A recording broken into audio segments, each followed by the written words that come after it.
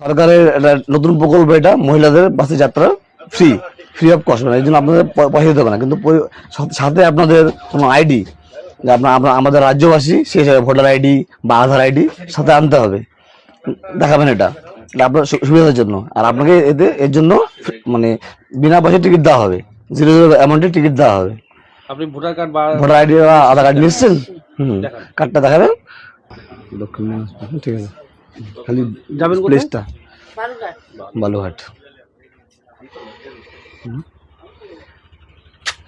যে টিকিটটা দেওয়া হলো টোটালি 0 অ্যামাউন্টের, 0 অ্যামাউন্টে। আপনাকে এর জন্য পয়সা দিতে হবে না। কোথায় যাচ্ছেন? বালুরঘাটে। কোথা থেকে? ইসলামপুর থেকে। বালুঘাটে কি কাজের কর্মসূত্রে নাকি মানে বাড়ি ওখানে? বাড়ি ওখানে। এখানে কেউ থাকে? হ্যাঁ, এখানে মেয়ে থাকে কাজে? হ্যাঁ। তো ওই মেয়ের সাথে দেখা করতেই আসা হয় নাকি? হ্যাঁ, মেয়ের সাথে দেখা করতে এসেছিল। তো তাহলে তো মাঝে মাঝেই আসতে হয়? হ্যাঁ, প্রায় আসা হয় আমার, মাসে তো 1-2 বার তো আসাই হয়। তা কতটা সুবিধা হলো এই বিনামূল্যে যাতায়াত? অনেকই সুবিধা হলো, কেননা মাসে অত আসা যাওয়া, এত দূর থেকে ভাড়া অনেক টাকাই লেগে যায় আমার। আধার কার্ড দেখাতে হলো, ওটাতেই আমার হয়ে গেছে। কি নাম আপনার? জুলিনা হেম।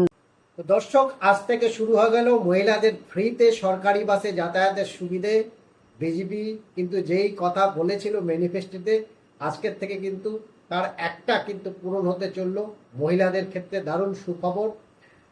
এবং এটা শুধু সুখবর না, একদিকে যেমন মহিলারা অন্নপূর্ণা যোজনার 3000 টাকা পাচ্ছে, তার মধ্যে অনেক মহিলারা রয়েছেন তাদের কিন্তু অনেক জায়গায় প্রত্যেক দিন ট্রাভেল করতে হয়, বা অনেকে রয়েছেন তাদের ছেলে মেয়েরা হয়তো দূর দূরান্ত কোনো জায়গায় থাকে, চাকরি করে, কেউ পড়াশোনা করে, তো সেখানেও তাদেরকে ছেলে মেয়েদের কাছে যেতে হয়, সন্তানদের কাছে যেতে হয়।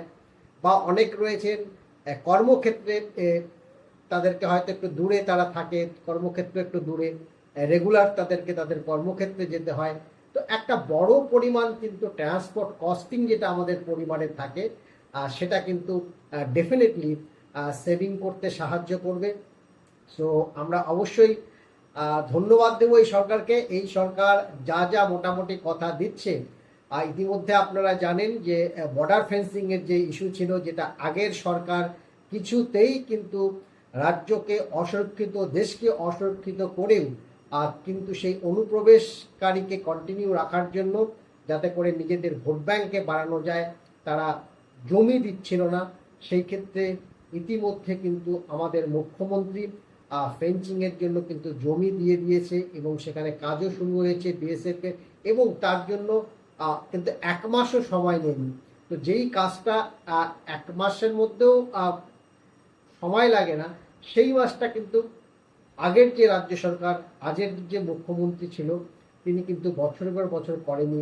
আর যেই কারণে কিন্তু এই আমাদের পশ্চিমবঙ্গে অনুপ্রবেশকারীতে যেরকম ভরে গেছে চারিদিকে, এই সময় এই সরকার সেটা কিন্তু আবার ফেন্সিংয়ের যে কাজ, সেটা চালু করতে কিন্তু সাহায্য করেছে, এবং এই রাজ্যকে আগামী দিনে আরও বেশি সুরক্ষিত এবং অনুপ্রবেশটাকে বন্ধ করতে কিন্তু যেটা আগামী দিনে আমাদের সেন্ট্রাল গভর্নমেন্টকে, বিএসএফকে তাদের কিন্তু সাহায্য করবে।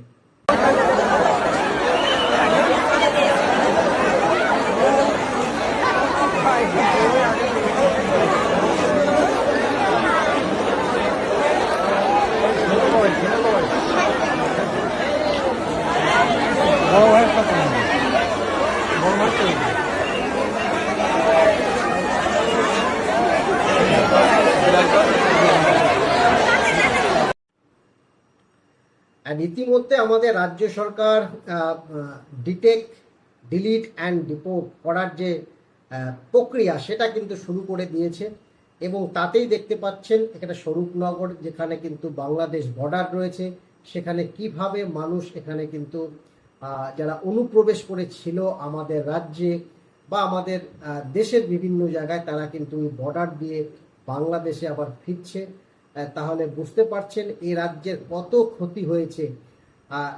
মানে আমাদের রাজ্যের অনেক মানুষ রয়েছে পর্যাপ্তভাবে কিন্তু তারা দিন যাপন করতে পারে না, সেখানে অন্য দেশের মানুষরা এখানে এসে কিন্তু আমাদের রাজ্যের মানুষের রেশন থেকে শুরু করে বাসস্থান, কর্ম, সব কিছুতেই কিন্তু ভাগ বসিয়েছে। এবং তার সাথেও যেটা জাতীয় সুরক্ষার প্রশ্ন কিন্তু এর সাথে জড়িত থাকে।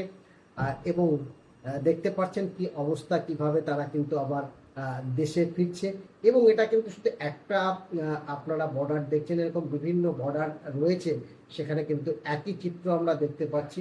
এবং শুভেন্দু অধিকারী সেটা বলেই দিয়েছে, আমরা কিন্তু যে অনুপ্রবেশকারীরা নিজেরা দায়িত্ব নিয়ে দেশে না ফিরবেন তাদেরকে কিন্তু আমরা ধরবো, বিএসএফ এর কাছে হ্যান্ড ওভার করবো, এবং বিএসএফ কিন্তু বর্ডার দিয়ে সেটা আবার বাংলাদেশে তাদেরকে পাঠিয়ে দেওয়ার ব্যবস্থা করবে।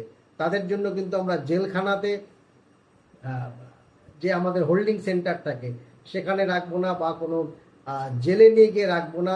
জেলে রাখলেও তো তাকে খাবার দাবার দিতে হবে, তো সেই দিকে কিন্তু রাজ্য সরকার হাঁটবে না। সোজা যেদিক দিয়ে আসছো সেদিক দিকে পালাও।